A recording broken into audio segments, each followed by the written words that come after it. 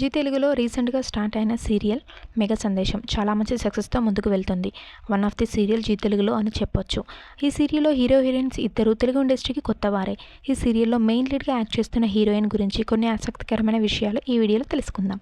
భూమిక అసలు పేరు భూమిక రమేష్. ఈమె కన్నడ అమ్మాయి. 2004లో జన్మించింది భూమిక. తనకి ఒక బ్రదర్ కూడా ఉన్నారు. ఈమె మంచి డ్యాన్సర్. కన్నడతో పాటు జీ తెలుగులో ప్రసారం అయిన ఆట జూనియర్స్లో కూడా పార్టిసిపేట్ చేసింది. పలు డ్యాన్స్ షోల్లో కూడా పార్టిసిపేట్ చేసింది. అలా తెలుగు ఇండస్ట్రీకి పరిచయం అయ్యింది భూమిక.